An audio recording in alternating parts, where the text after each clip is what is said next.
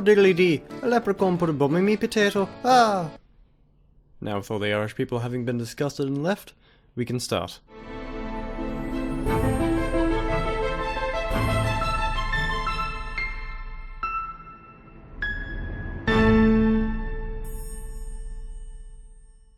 Hello and welcome to Feature History, featuring the impatiently awaited and source of much pester, the Troubles. A rather understated name for a 30-year-long period of sectarian violence at its finest. It formed both the issues and the culture of our contemporary Northern Ireland, and as such a relevant topic today, you can expect many unwanted opinions in the comments. Enough about that though, we have 2 videos worth of controversy to get through here, and now. And later when the second part goes up. For the source of the Troubles you can go all the way back to 1169, with the Norman conquest of Ireland. But for the sake of brevity, I'm going to try to rush to the 20th century. Irish leaders for many centuries would struggle politically with English kings, and this peaked with the Protestant Reformation that saw the majority of England turn Protestant with their monarchy, and the majority of Ireland remain Catholic. A rebellion in the late 16th century saw new efforts to assimilate the Irish, by just replacing who the Irish were. Protestant English and Scottish were sent to Ireland to attempt to colonise the island, and saw success in the north, or as it is otherwise known by, Ulster. The following English Civil War and Glorious Revolution would see the Irish Catholics ally with the losing side, leading to penal laws being placed on them by the Protestant English Parliament. During the Great French Wars, the French would provoke a Protestant-led rebellion for Irish independence, which caused the British government to claim Ireland as a core part of their kingdom and bring them under further control. Concessions would be made with the Catholic emancipation in 1829, but it did little to improve their position. The damage had been done, and many Catholics were still made to live on the poorer land.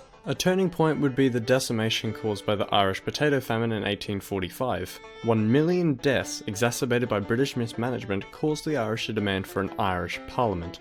Some demanded for full Irish independence, but the most popular movement was that of Home Rule. It'd see a self-governed Ireland within the United Kingdom. Its bill would finally be passed in 1912, much to the scrutiny of the mostly Protestant Ulster loyalists in the north. It'd however be placed on hold given the outbreak of the First World War. Some more radical Irishmen would come out against British rule in 1916, dubbed the Easter Rising. It'd fail, but when the insurrectionists were executed by the government, the rebels would become martyrs. Their fringe movement turned to public outrage.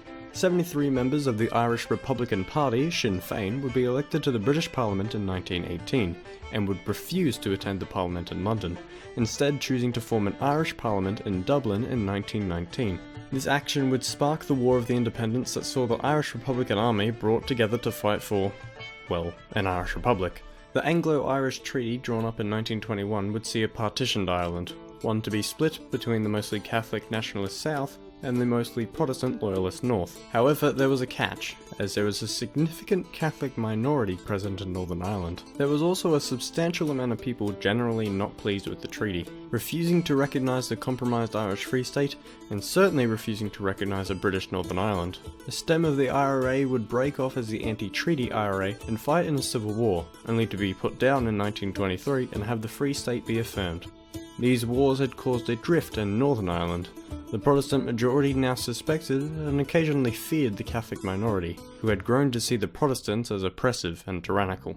Over the course of several decades, segregation became normalised between the two communities. In hiring, education and housing, Protestants and Catholics rarely mixed. The anti-treaty IRA still existed, however dormant. It had begun to see an influx of Marxists, much to the annoyance of the older, more traditional members. In the early 60s, Northern Ireland became subject to a civil rights movement, set on highlighting the inequalities in the province. Staunch loyalists feared it as an IRA front, a facade made to lead to a united Ireland. Civil rights protests began to lead to riots, as both partisan loyalists and the Royal Ulster Constabulary wished to crack down upon them.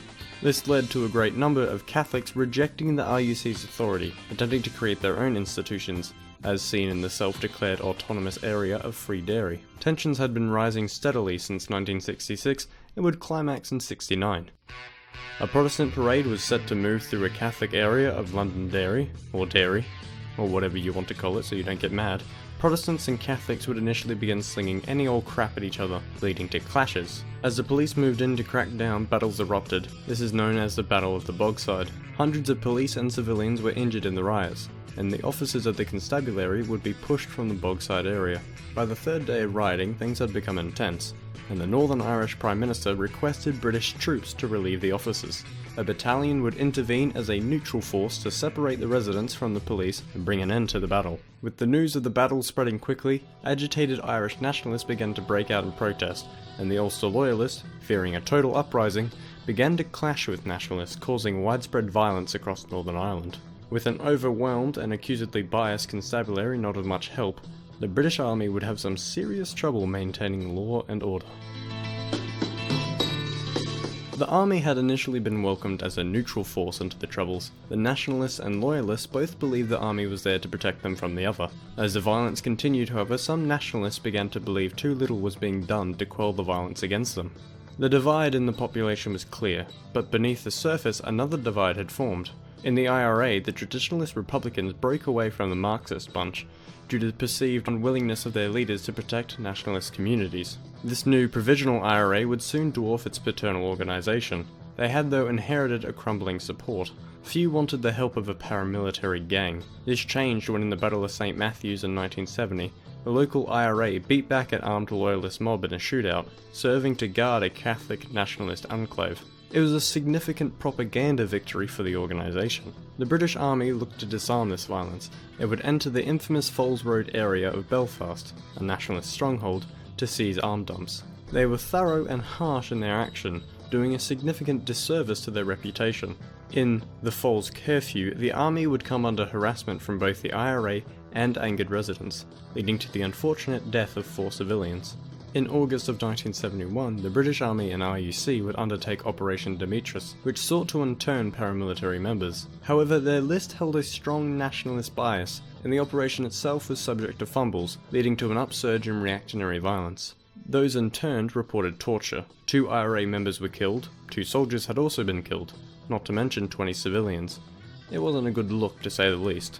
With nationalist support of the army at an all-time low, and the hopes of defeating the IRA militarily dashed, the soldiers would be turned to local policing, checkpoint duty, and riot control. The unpopular policy of internment continued as well. Imprisonment without trial was seen as the only logistical way to deal with the unrest.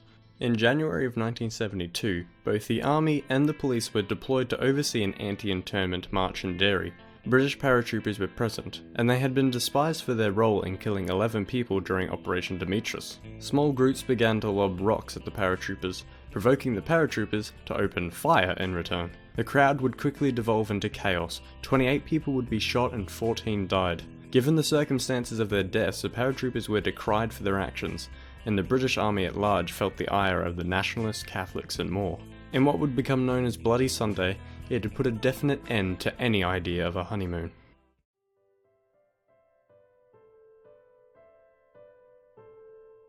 Yes, I know this part was short, but tough tits. You'll get another one eventually, so don't suck. Until then, I don't know, just pledge to my Patreon or something, that's usually what cool people do. Toodles!